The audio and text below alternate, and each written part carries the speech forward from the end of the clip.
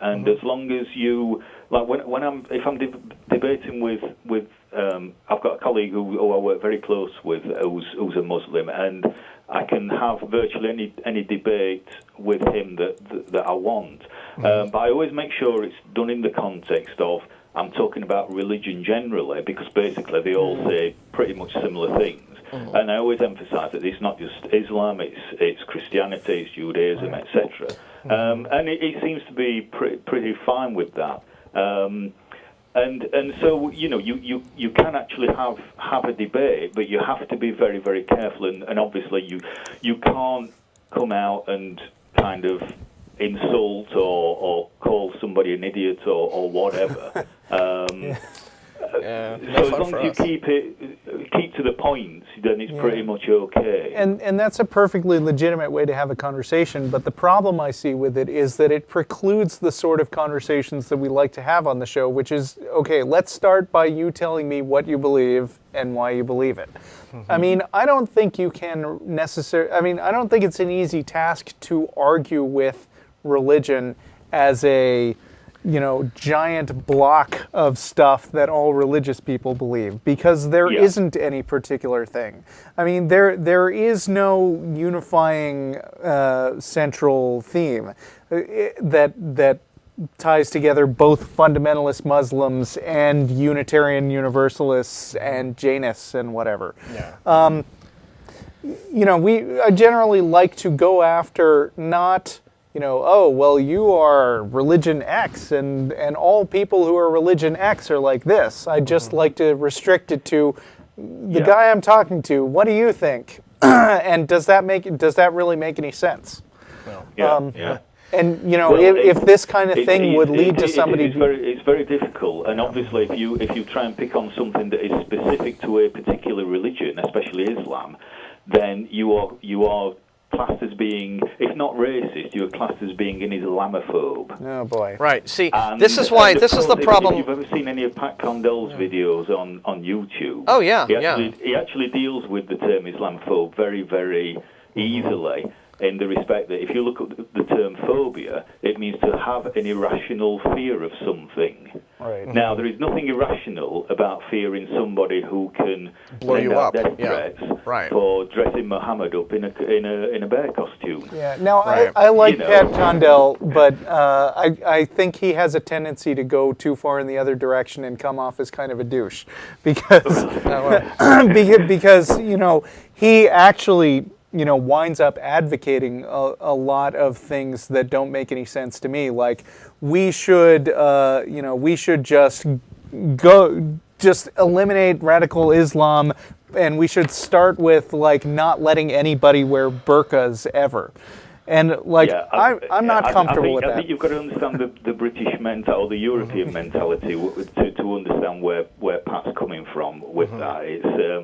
It's quite often when Muslim women, you get a strong impression that when Muslim women are or anybody really is wearing any kind of religious clothing, that it's worn with a certain kind of intent. Okay. And it's worn with an intent to separate them from the rest of society. Right, but I mean, I don't even care about that. I mean, I care about people being free to do what they want. I mean, my point of view is you're free to wear your silly little headgear, and I'm free to call it ridiculous to your face. Exactly. And you don't have that. And the problem that the problem I have with what you're talking about when it comes to you just have to watch what you say.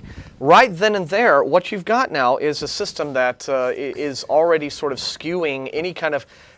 You have a really false arena for debate there, because you really cannot. Once you say you're free to debate, and this is why I would say I don't think you can tell when you're talking. No, okay. It's. I was just going to say, not to cut you off, but it is already skewing the arena of debate in favor of the believers and of the theists, because it is already giving them sort of a leg up by saying, all right, well, I'll be happy to debate with you, but you just can't say anything to offend me. Well, right then, I Yeah. don't think you can have an honest debate, and that's not really the sort of thing I'm interested in. And I think that is kind of a thing that you sort of need to change. Yeah. It's like we are free to offend each other. Nobody has Yeah. the right to go through life expecting never to be offended by everything. Yeah, absolutely. Or anything at agree with all. you 100%. And so that, I And- think, and is a basic thing that has to change. All I would say, guys, is just hang on to that First Amendment because it is so absolutely vital. Mm-hmm. It really is. All right. Well, we wish you luck with all of it, Okay, Andrew. and it's great luck. talking to you. I like the show, and I'll keep watching, and I'll send you a few emails, etc. Okay. Thanks, All right, Andrew. thanks. Oh, I'm feeling so patriotic right now. I just want to wrap myself up in No. a flag, which of course would be desecrating it, but That's still. true. No, but he has a good point. It's what I was going to say earlier. That there are a lot of rank and file Muslims Yeah. who aren't out there, waving the sword for Allah. We had when I was a little Right. boy, we lived in Dubai, which back then was not what it is today. Sort of the Disneyland of the Middle Business East. mecca. Right. Yeah, they're just skyscrapers. With, We're lucky. they've got the indoor ski resort now, right? Oh yeah, That's they've got. awesome. I want to go there. It's berserk. And yeah. I also want them to go bankrupt. And So that all that stuff's cheap, and you can have like an 8,000 square foot villa. yeah, for, sure, right. No, but we had so we had our houseboy, right? And we would find him like during Ramadan, okay, like sneaking food out of the fridge, right, at night, middle of the night. So it's just there's regular folks, right, who just don't really, they kind of like, well, I have to live with this, but sort of.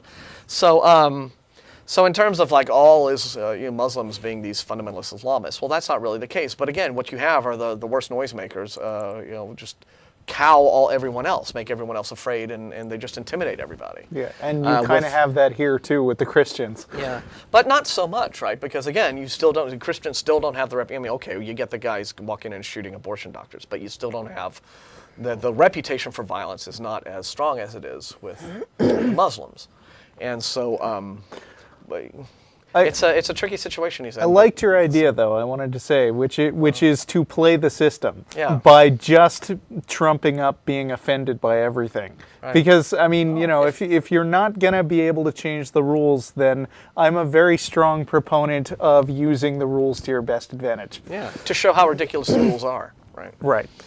So, okay. All right. Control room. You say that Steve is still online too, and Yeah, we he need to hasn't been update- for a while. we need to so update our check phone that list, out. guys. But we do have James in San Diego. Hello. Hello? Hi. Hi, thanks for holding. Oh, thank you. Yeah, I have a question, kind of a question comment. This is my first time on the show, actually. Mm-hmm. So, what I'm wondering is, what do you guys think of the whole megachurch thing? Because I know it's been around maybe 30 years in the USA. And especially out here in California, you have a lot of the Calvary chapels. I don't know, are you guys familiar with California too much? The religious spectrum out here? Oh, we have plenty of mega churches here. In fact, Yeah. that's what my fiance and I went to last month. I suspect that we have probably even more of them down here in Old Tejas, bet, which is yeah. South Central, BFE Jesus land, right? So. What about Osteen? Because everybody, they don't really like him in California too much. I know he was just out here, Joel Osteen, Lakewood Church, in Yeah. Houston. Mhm, yeah.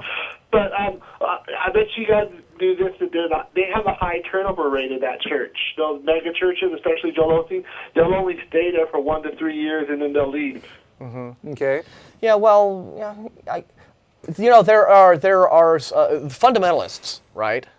They are? No, I was going to say fundamentalists hate guys like Joel Osteen Right. and right. Rick Warren, and so because what they've done is they have Commoditized. or commodified. Yeah, they're essentially being really honest about doing what all the other churches really are doing and hoping you don't notice, which is it's a big business, right? It's about the money. Right, just bring them in and cycle that cash through, and we have hundreds of millions of dollars coming through, and that we don't have to pay taxes on, and that totally rocks, and we love it, and they are able to get these people through, because and there is a high turnover among the attendees, because what they're getting is these are people who want to have sort of like a church home and that kind of feeling of community. But you know, they're not really like hardcore Jesus thumping, you know, wild asses in terms of, you know, being super fundies. I've read almost all three of his books because I consider myself to be right now not even agnostic. I'm a free thinker, non-religious. But I went through the whole book thing. I read his books, and